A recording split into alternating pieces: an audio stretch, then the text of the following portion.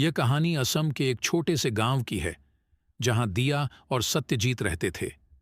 दिया एक सुंदर और चुलबुली लड़की थी, जो हमेशा खुश रहती थी। सत्यजीत एक गंभीर और संजीदा लड़का था, जो अपनी पढ़ाई और भविष्य के सपनों में व्यस्त रहता था। दोनों बचपन से एक दूसरे को जानते थे और समय के साथ उनकी दोस्ती प्यार में बदल गई। दिया और सत्यजीत का प्यार गांव के लोगों और उनके परिवारों से छिपा नहीं रहा।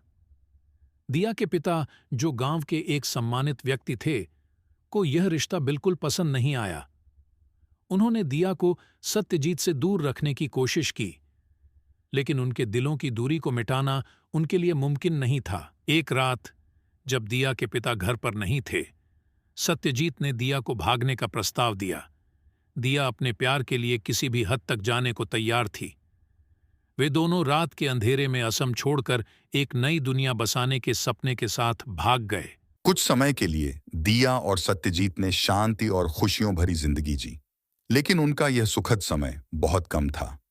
दिया के पिता ने अपनी बेटी और सत्यजीत को ढूंढने के लिए अपने आदमियों को भेजा। आखिरकार उन्हें दिया और सत्यजीत का पता चल गया। एक दिन, जब सत्यजीत और दिया एकांत में थे, दिया के पिता और उनके आदमी वहां पहुंच गए।